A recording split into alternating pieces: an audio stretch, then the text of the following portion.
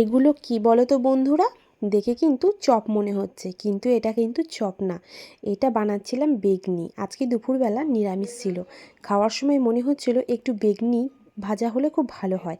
তাই চটপট করে বেগুন কেটে দেখো বেগনি ভেজে নিচ্ছি। এটা কিন্তু গোল গোল বেগনি।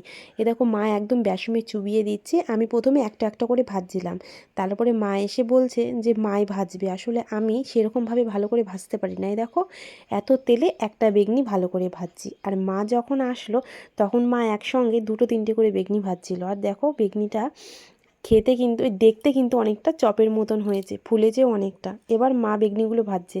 তোমাদের কার কার বেগনি খেতে ভালো লাগে বলবে। আর এরকম দুপুরবেলা খাওয়ার সময় হুট করে মন চাই যে কিছু একটা বানিয়ে নিই, যেমন আমি এখন হুট করেই বানিয়ে নিচ্ছি বেগনিটা।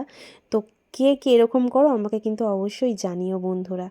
আর ভিডিওটা কেমন লাগলো অবশ্যই জানাবে। বেগনি করছিলাম, বেগনি করতে করতে বেসমের ওটা কম পড়ে গেছিলো বলে দেখো আবার একটা বেসম দিয়ে ডো বানিয়ে নিলাম। আর এখানে দেখো বেগনি কমপ্লিট হয়ে গেছে। টাটা বন্ধুরা, কেমন হয়েছে জানাবে।